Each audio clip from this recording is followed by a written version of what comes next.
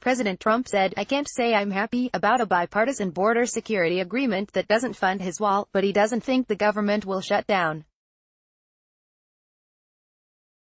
CreditCreditSarah Silbiger, The New York Times, B. Peter Baker and Glenn ThrushWASHINGTON. President Trump appeared poised on Tuesday when 2 months of scorched-earth confrontation without the money he demanded for a border wall as Republicans pressured him to accept a bipartisan spending deal rather than close the government again on Friday.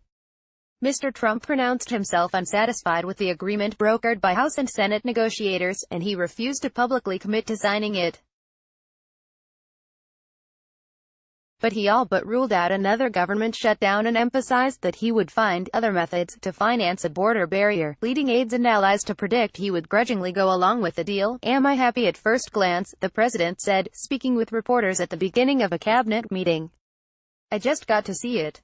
The answer is no, I'm not. I'm not happy," but he said he was moving things around in the budget from far less important areas to finance a wall even without explicit congressional approval, and he expressed no desire to repeat the standoff that shuttered many federal agencies for 35 days. "I don't think you're going to see a shutdown," he said. Hours later, after a further briefing, Mr. Trump seemed to signal acceptance of the agreement, saying that it will be hooked up with lots of money from other sources, and provide plenty of resources for border security even if not for the wall itself. "Regardless of wall money," he wrote on Twitter on Tuesday evening, "it is being built as we speak." The compromise measure, assembled by senior members of both parties on Monday night, includes just $1.375 billion for new fencing along the border with Mexico, far short of the $5.7 billion Mr. Trump sought for a steel or concrete wall, and less even than the deal that he rejected in December, prompting the longest government shutdown in American history. The new measure will be taken up as early as Wednesday by the House, which is controlled by Democrats, followed by the Senate, which is run by Republicans. While some conservatives denounced it as a sellout, Senator Mitch McConnell, Republican of Kentucky and the majority leader, spoke with Mr. Trump by telephone on Tuesday and urged him to accept the compromise. "I hope he'll sign it," Mr. McConnell told reporters afterward. "I think he got a pretty good deal." Mr. McConnell had initially sought to avoid the confrontation that has consumed the nation's capital by pressing Mr. Trump to accept the previous measure in December, only to be surprised when the president changed his mind. However unenthusiastically, Mr. McConnell stood by the president for weeks and declined to put spending bills on the Senate floor that Mr. Trump would not sign. On Tuesday, however, Mr. McConnell made clear that he was ready to put the new spending package to a vote even though the president had not endorsed it, and, notably, did not rule out overriding a veto if Mr. Trump turned against the compromise as he did 2 months ago. In an attempt to appease Mr. Trump, Republicans repeatedly referred to the deal as a big down payment on his wall and indicated that they were open to him transferring funds within the government to build more barriers. Mr. McConnell said he had no objection to the president using whatever tools were available. Senator Lamar Alexander of Tennessee suggested using $800 million in drug interdiction funding to shore up border security in areas used by narcotic traffickers. Republicans also asserted that they scored a victory by fending off Democratic efforts to impose a stricter cap on the number of detention beds for arrested immigrants and by securing any money for a barrier, given that Speaker Nancy Pelosi at one point rejected even a single dollar for a wall she deemed immoral. Image: a Border Patrol agent speaking to migrants across the border fence in El Paso. The compromise includes $1.375 billion for new border fencing, far short of the $5.7 billion Mr. Trump demanded. Credit John Moore, Getty Images. "It's amazing how shutdown fatigue challenges your flexibility on things," said Senator Kevin Cramer, Republican of North Dakota, adding that he would most likely support the bill if the final text matched the descriptions he had been given. Current and former administration officials said on Tuesday that Mr. Trump seemed to be preparing to sign the bill and then reprogram as much money as he can on his own, although they cautioned that the president is unpredictable and his decision would depend on details still to be examined. Senator Ted Cruz of Texas, who joined Mr. Trump on Monday at a rally in El Paso, told attendees at a Senate Republican lunch on Tuesday that his conversations with the president left him with the impression that Mr. Trump was preparing to pivot to a yes on the deal, according to a person in the room. Even Sean Hannity, the Fox News host who denounced the deal on Monday night as a garbage compromise that Republicans would have to answer for, said on Tuesday that he expected Mr. Trump to sign it to keep the government open and get his down payment. "He's telegraphing what he's going to do," Mr. Hannity said on his radio program. Ann Coulter, the conservative commentator whose criticism helped push Mr. Trump into taking a tougher stand in December, agreed but castigated the president for it.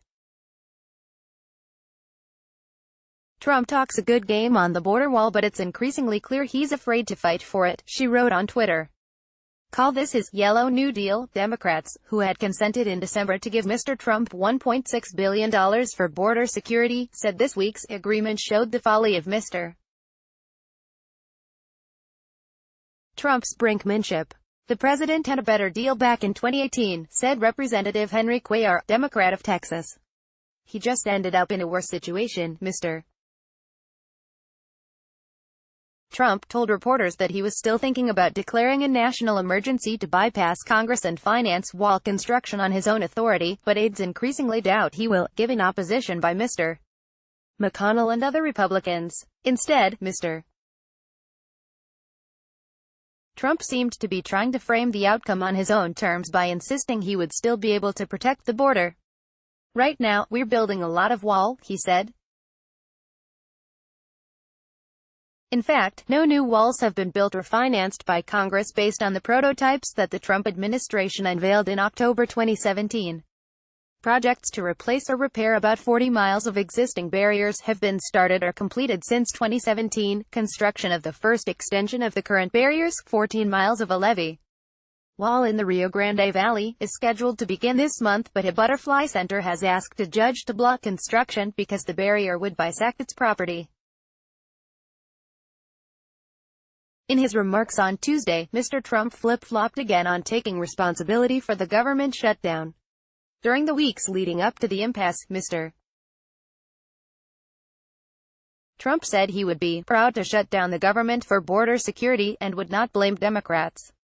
Then during the shutdown, as 800,000 federal workers were caught in the middle without paychecks, he blamed Democrats after all. On Tuesday, he switched gears again and took responsibility. "I accepted the first one, and I'm proud of what we've accomplished because people learned during that shutdown all about the problems coming in from the southern border," he said. "I accept it. I've always accepted it. But this one, I would never accept it if it happens, but I don't think it's going to happen. But this would be totally on the Democrats," as Mr. Trump weighed his options. One person familiar with his thinking described him as frustrated by months of Republicans not doing what he hoped to see done at the border. President Trump spoke at a rally in Texas not long after congressional negotiators said they had reached a tentative deal to keep the government open without full wall funding. CreditCreditSarah Silbiger, The New York Times. A few weeks ago, in a meeting with restrictionist immigration group leaders, Mr. Trump faulted former Speaker Paul D. Ryan, a fellow Republican, for repeatedly deferring action on the wall, with promises of doing it down the road. "Now he's out fishing," Mr. Trump declared, according to an attendee. The new agreement includes a provision that could give the Trump administration broad discretion to increase the number of slots to shelter detained migrants, a win for Republicans that could ease the sting of Mr. Trump's failure to secure full funding for his wall. On its face, the agreement authorizes the Department of Homeland Security to fund about 40,000 beds for detainees, many of them in facilities run by for-profit companies, and immigration and customs enforcement near the border in Texas, Arizona and California. In background briefings, House Democratic aides described the language as a glide path from the current level of 49,000 detention beds back to Obama-era levels of 35,000 or fewer. But a summary of the provisions drafted by Senate Republican staff members placed the average number of beds funded under the deal at a much higher number, 45,274, including 2,500 for families. And that could rise to as many as 58,500 beds, Republican aides asserted in internal communications, because federal cabinet departments have latitude in how they use funds.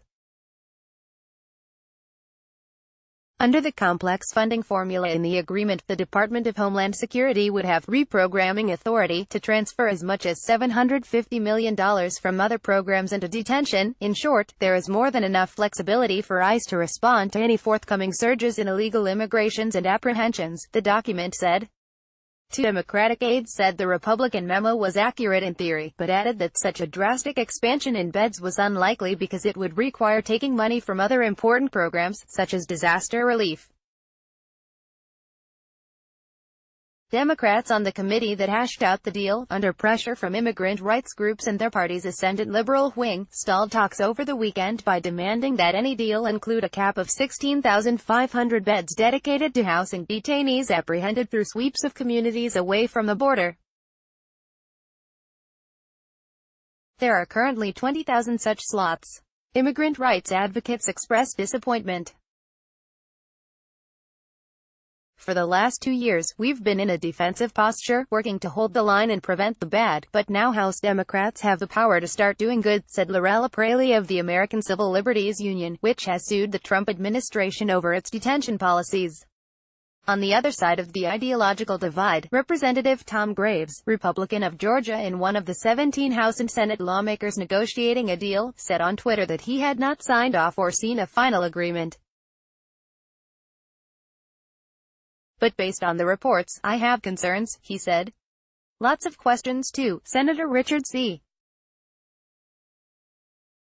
Shelby, Republican of Alabama, the chairman of the Senate Appropriations Committee and one of 4 lawmakers who worked out the accord, said he was not worried about objections from the right. In some areas, we probably got more than a lot of people expected, and in some areas we didn't get as much, he said.